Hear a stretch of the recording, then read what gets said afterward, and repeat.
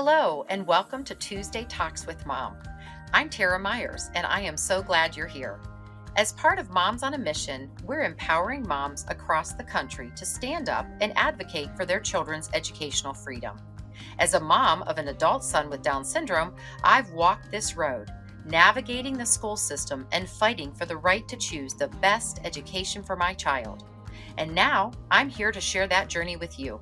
Every 2 weeks, we'll sit down with different moms from around the country and provide thoughtful advice and share our experiences. Together, we're building a community of moms who are finding their voices, taking action, and making a difference. Welcome to Tuesday Talks with Mom.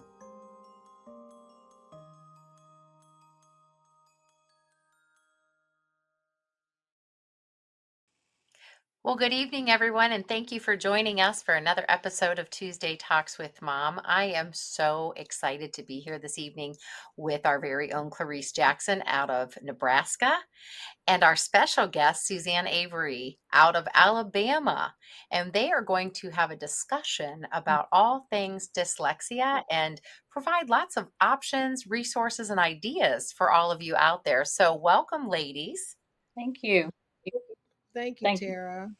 Well, Suzanne, it's such a pleasure to have you. I would love to give you an opportunity. I read an article out of the Alabama Daily News about you and your school, and that drew some attention to you. So I'd love to have you just tell us a little bit about yourself and what you do on the daily. I run a dyslexic center.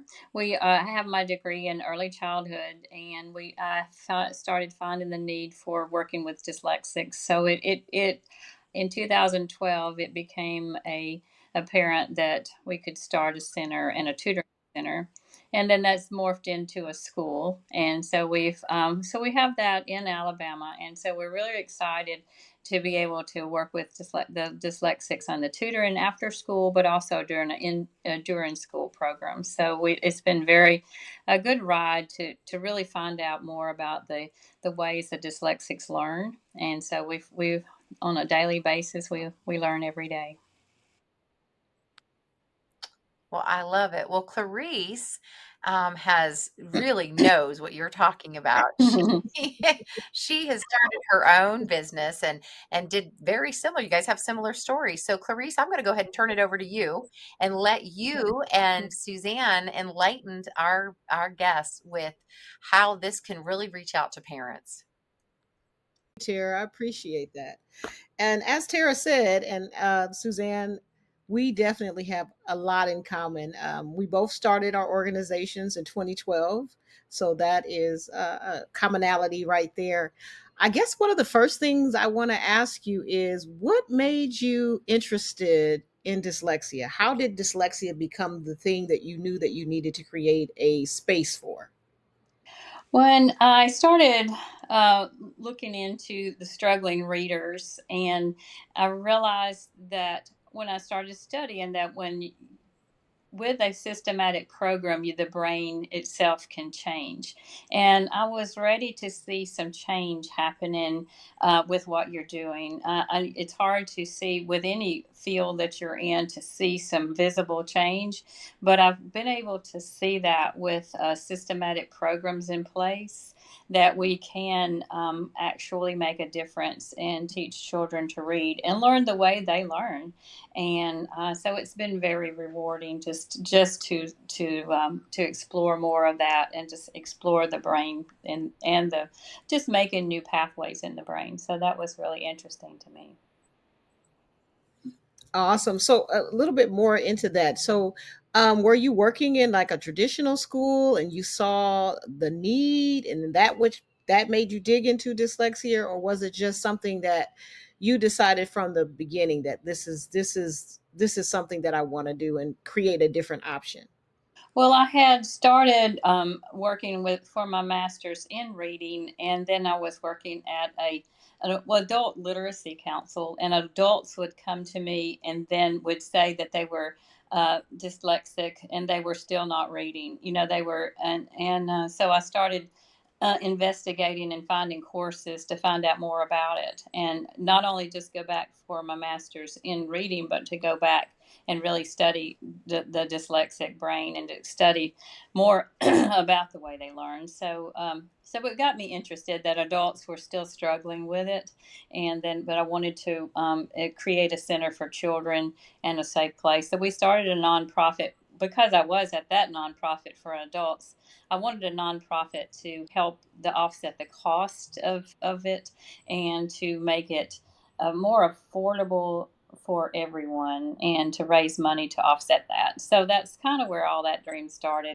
So Suzanne, I was looking at your website, and one of the things that caught my attention, especially when we're talking about school choice and educational freedom, is that with your school, which is specifically designed to help students who have dyslexia, you are approved to take a tax credit through the Choose Act for students to use toward tuition. Can you Yeah. tell me a little bit more about that and how that makes accessibility even broader for people who really need the help in making sure that their children get their dyslexic needs taken care of? Yes, the Choose Act was just put into place this year. Alabama has, some of the surrounding states have had some type of assistance for people using it for private schools or tutoring, but Alabama has not.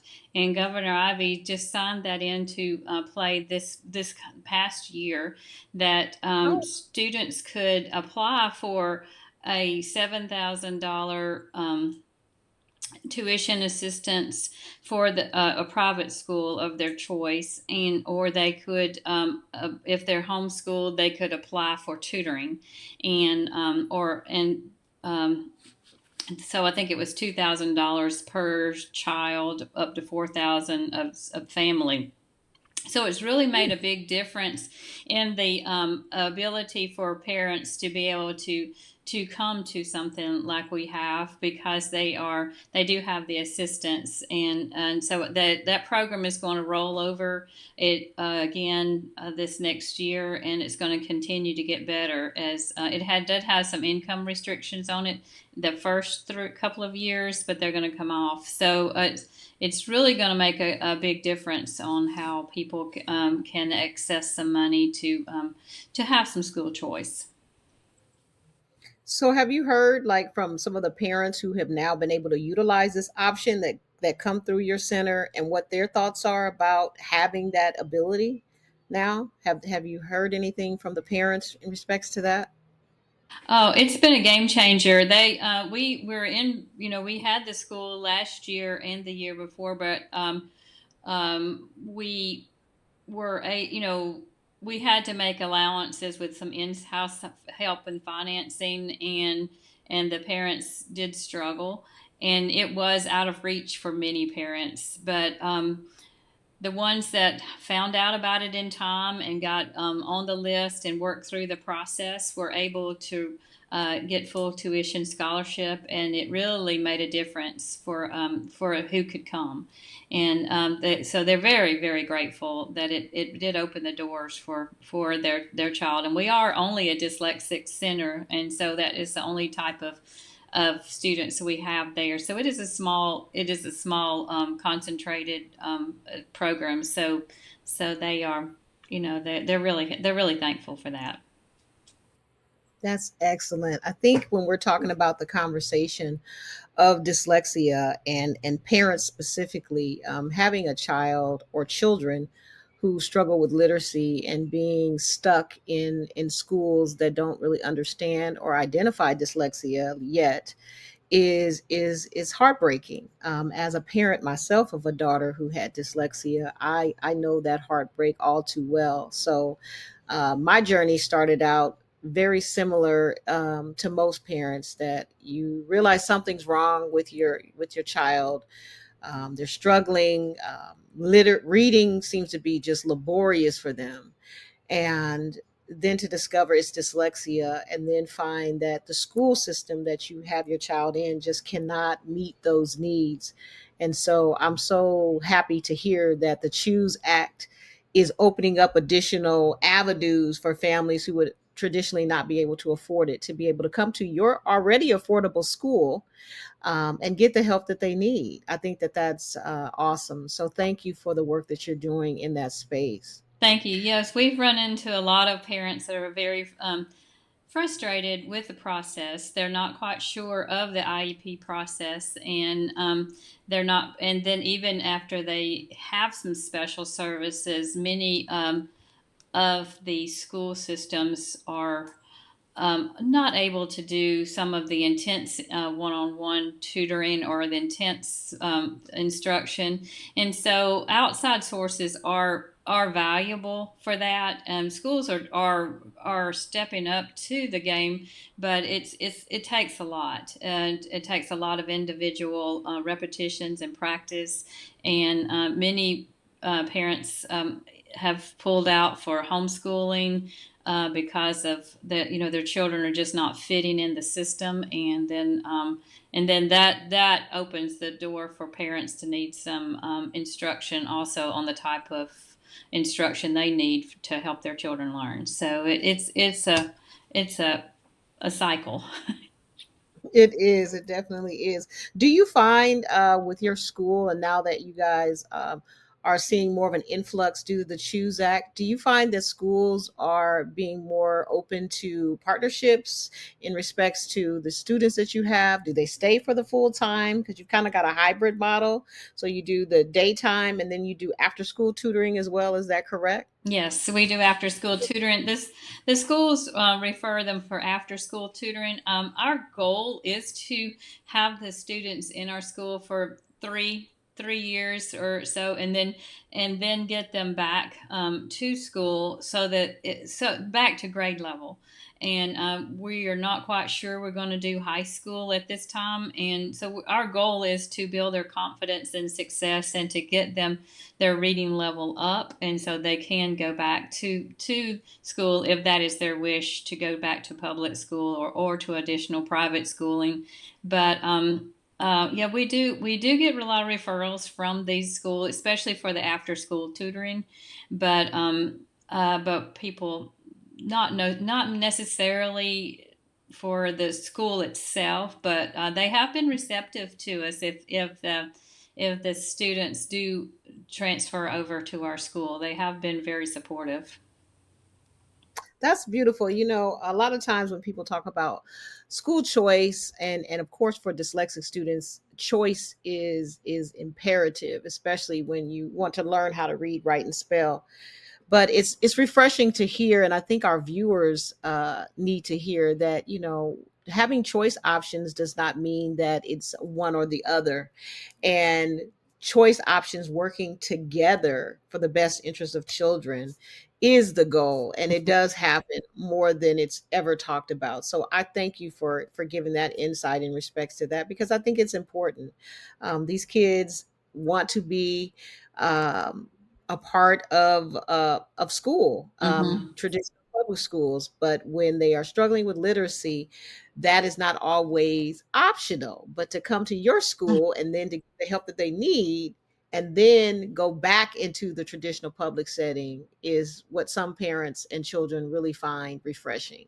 Yeah. So I thank you for sharing that with us. Yes, I think it works well, and like you said, the goal is to build their confidence, and the dyslexic children are so very creative and so um, very intelligent students, and they just have to find that. They just have to find the way they do things and get that and build that confidence.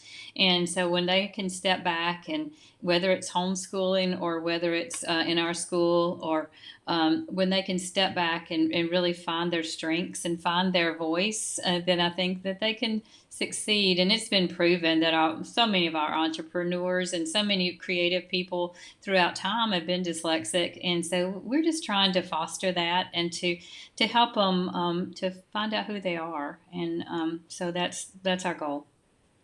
Yes, yes. Last month I was looking up. I'm like, it was October Right. last month. Yeah. Time is just I passing know. by. And so last month was was Dyslexia Awareness Month, and Right. so that was huge to raise awareness around dyslexia. And last month, along with that, a new revised definition of dyslexia came out. It was unveiled on the 24th of October in Atlanta, Georgia, by the International Dyslexia Association Conference. And part of that revision was to ensure that we provide a definition that does not exclude, but includes, and to be more inclusive. I think that this newest definition, and I don't know if you've got a chance to see it yet, but if you haven't, I can definitely send it to you and we'll drop it in there. You can just go to international IDA.org, Right. Uh-huh. and the new revised definition is there for our viewers who may want to see that. It's supposed to, and it will help to, change a piece of the Individuals with Disabilities Education Act, where it talks about exclusionary factors. So the newest revised definition hopefully will clarify that, so that we're not excluding kids who really need the help with dyslexia, but haven't been able to access due to that one particular framework. So I think that that's an interesting um, development that those of us, such as yourself, who work with children who have dyslexia need in their repertoire. So I hope that you will find that useful when you do get a chance to look at it. Well, they've made great strides over the past few years of even recognizing it and being able to service dyslexia. But it is a large task, like I said, to provide and to have enough therapists and enough people trained to work with the children. And so, but it is good that the schools are offering those accommodations and finding the definitions, to really give the accommodations in the classrooms where they are. So that is good that they're making strides toward that area. Absolutely. Would you say, from your students' perspective, when they come to you, are they coming from traditional public schools? And have they disclosed to you at any point or shared with you what they feel the difference is between the services they're now getting from you versus what they were getting prior to finding you? Oh yes, they have. Many students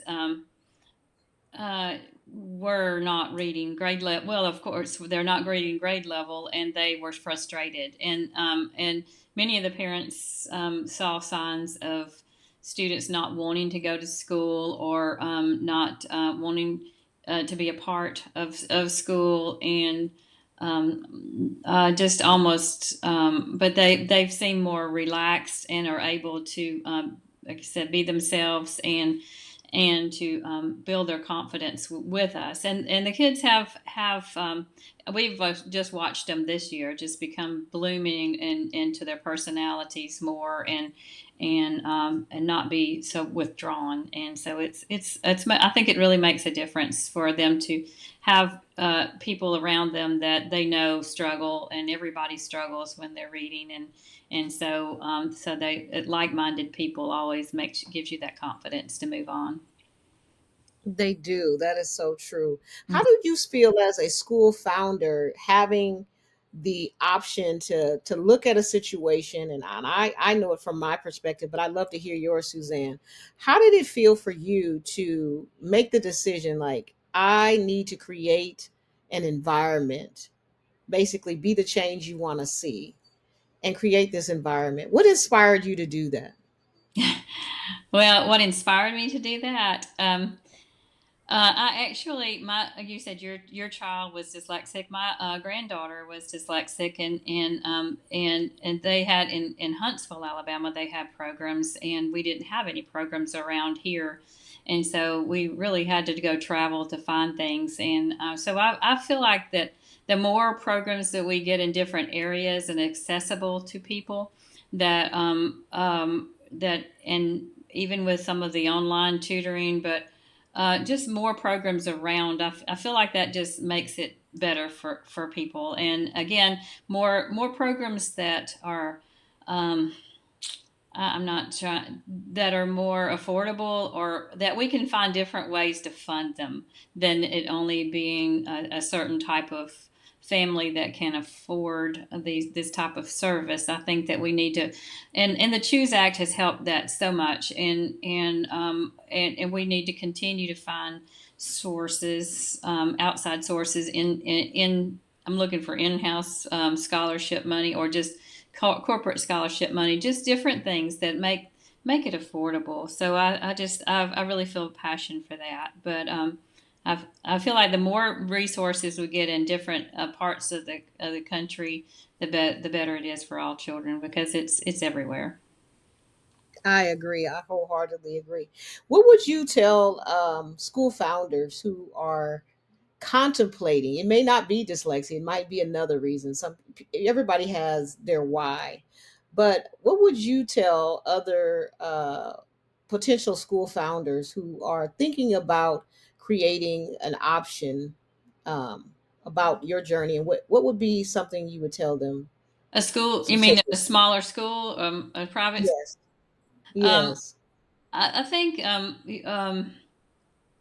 it's not an easy task. It's not an easy task to start up something, but you have to find a reason, and but I think starting up is because I think there are a lot of pilot schools starting up, or smaller schools that tailor to either autism or ADD, or a different learning style. And I think if you find a passion, or a type of student that you love to work with and that you're qualified to work with, then I think that, and then you surround yourself with like-minded people. That is the key, is to have a staff that finds your passion, and feels the just follows the passion, because it is not, there is not an avenue where everyone is going to reach the top. But it's just that when you're fueling the passion of working with a certain type of not disability but ability, if when you find like-minded staff, I think that really makes the school. It really makes everybody work together. Yeah, I would agree with that as well. When we're talking about dyslexia, what are some signs that parents could look for if they are trying to figure out if it is dyslexia? What are some signs that you think parents should look for?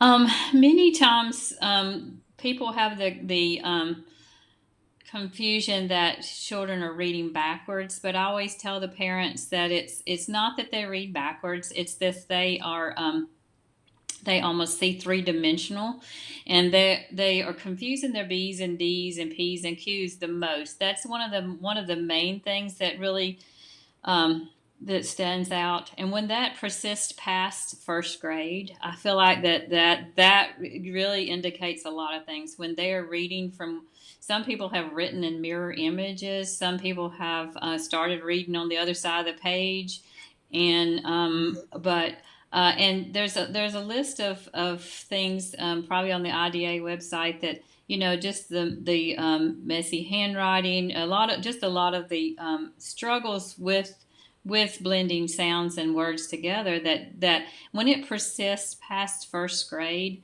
but when their vocabulary is so wonderful, and their math skills or other skills are so they don't line up with this struggle, then you pretty well figure that you have some dyslexic tendencies going on. And it's good to, and I found that parents, when they find that when you do see these dyslexic tendencies, they are able to relax and understand the child's learning style a little bit better than just thinking that they're lazy, or they don't want to work, or because they'll put miss cues on them. And so I feel like when they do find some type of not diagnosis, but some type of diagnosis, I guess, that just tells them what's going on, then parents can relax, and everybody can everybody can start toward the goal of learning and finding the style. I agree with that. I agree with that. Hi, Terry, you're back. You're back. That is great, you guys. I love, Suzanne, that you embrace the opportunity for choice in all of this, giving parents the opportunity to choose an Yes. option. Clarice, you have spoken to it numerous times, how important it is to provide the resources and the proper learning environment with the proper learning supports for children. And the neat thing about that Choose Act is that they do give priority to the first 500 students with special needs. And, Yes. we see that all the time, that, parents really have a strong need for supports and strong need for help. And I love how you shared that students came from their school and now are given the opportunity with this choice, with this ESA, to be able to catch up and get on grade level with this program. So I just really thank you. I thank both of you actually, because this is when I ran the program here in Ohio, that All category Mm-hmm. of need was so underfunded, so underserviced, and it was really hard for me to find tutors that were trained properly, that were able to meet the needs of the students. And so I just applaud you both for the work that you've done and for what you're continuing to do, Suzanne. And I'm thrilled that Alabama has stepped to the front, and hopefully, that's right, hopefully with our federal tax credit that's looming for school choice, that parents in Alabama as well as other states will be able to take advantage of that in the years to come, to be able to help with these Thank you. resources. So I couldn't be happier. Um, yeah, thanks. Thank you, Clarice. Is there any last word that you want to give, that either of you want to give, before our parting Suzanne, I'll words let with you go with first our if you have guests? anything. I just thank you for this opportunity. I've when someone, I guess someone had called to just find out about the Choose Act on in the newspaper, because we had such a high percentage of students in our school that Mm. that were in the Choose Act, and so I just again I thank everybody for their research and their progression towards making it better for kids and finding new laws and new programs that we can use. Educational freedom, Mm-hmm. i.e., school choice, is so important. It is the difference between a child who has access to one of the basic human rights, which is reading, or the denial of that. And we know that children who don't get the literacy support and help that they need for dyslexia or basic literacy overall, that their life trajectory changes significantly. And Very. so having options for students is so imperative, and that's why I believe in educational freedom and school choice, because when your child does not have that choice, I know the dismal outcomes of that. During this week of Thanksgiving, I want to give thanks. I want to give thanks to both of you for providing services, options, advocacy, and simply just being there for children, and your support of educational freedom, not only in your states but also across this nation. So I want to wish everyone that tuned in a happy Thanksgiving, and spend some time loving on your children and Thank those you. around you. Thank you, Yes, happy everybody. Bye. Thanksgiving.